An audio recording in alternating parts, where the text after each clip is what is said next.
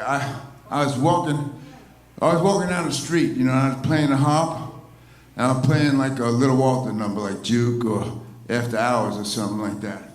And I passed by this club, and there's a black guy in the doorway. And he said, "Hey kid, where you working at?" I said, "I ain't working." He said, "Why don't you come in here and play for the people?" So I looked in the club. All the guys looked like Ike Turner with the processed hairdos and pompadours and stuff like that. The women looked like the Supremes.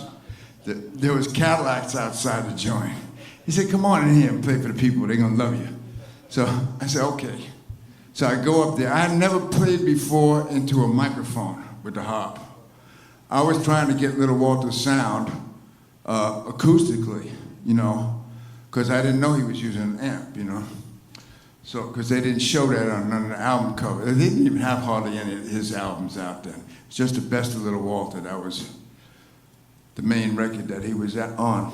So I go up there. He's got this old Elvis mic, you know, something like that kind of thing, you know. And he says, "You take that harp and just put it on that mic and blow." So I said, "Okay." So there's a band. And at that time, you know, the bands used to dress up. This band had like gold jackets. You know, they had uniforms and stuff, you know. And I got up there and I started playing. I played Juke, and I played Sad Hours by Little Walter. And when I finished, the guy's name was Smiling Pretty Eddie. He said, "Ladies and gentlemen, put your hands together for Little Blue-Eyed Soul Brother." And the whole place went nuts, man, you know. They really, you know, they loved the hell out of what I was doing. So I get off the bandstand, and I'm walking towards the bathroom, and they got a shake dancer there. Girl about like 9, I'm 15. The girl was about 19 years old. She got a long wig, you know, she got false eyelashes, and she's putting pasties on, you know, and one of her breasts is bare. I'm 15 years old. And she looks up at me through those false eyes, she says, "Hi, baby." Oh man, that was it.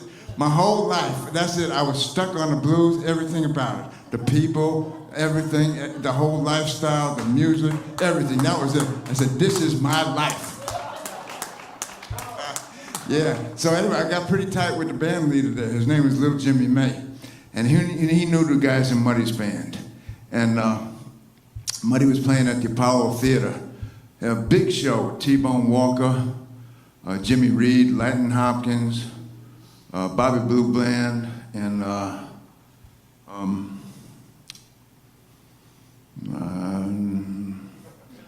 Jimmy Reed.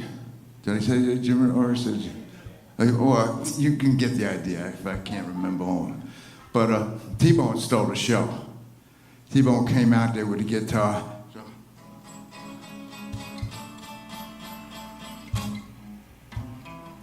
And held it up and played it one-handed. The whole Apollo stood up, man. So they called it Stormy Monday. You know, he hit that, and the whole theater stood up.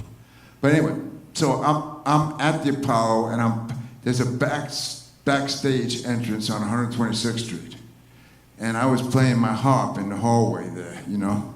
And Luther Georgia Boy Snake Johnson, who was playing bass with Muddy at the time, he heard me play, and he called Muddy over. He said, "Man, listen to this boy play his harp." And Muddy was very supportive. He gave me a lot of, he said, "Man, you sound great, man, it's out of sight, you know." Anyway, he came to town about a year later. He didn't have a harp player.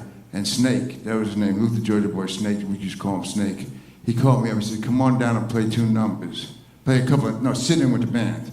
I played 2 numbers, "Baby Please Don't Go" and "Blow Winds Blow."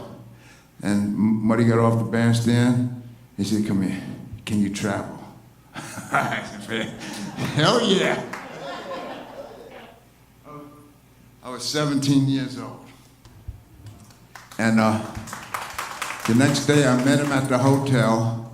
He had a Volkswagen van, a green Volkswagen like bus, this old, you know, but the hippies painted all the stuff. His wasn't painted though. But I get in the van, and Otis Spann is sitting there, and his wife, his girlfriend, Lucille, is right there. These had 2 seats facing each other, you know. And right across me is S.P. Leary, great blues drummer, and me. And Muddy had a drive-in valet. His name is Bo, and he's up in the front. And he, Spann says to Lucille, "Baby, give me my shit." And Lucille reaches in her bra and takes out a .22 automatic. Span checks it, puts it in his pocket. Then he says to SP, you got a taste? SP takes out a bottle of Gordon's gin, gives Span a taste. Span gives it to Lucille, and then Lucille hands it to me. I take a drink. SP takes a drink, and then we hand it up to Bo. Bo takes a long swallow. He's the driver, you know. He said, whoa, I see the moon, and the moon sees me. God bless the moon, and God bless me. And I said to myself, God damn, I'm in it now. This is the real deal.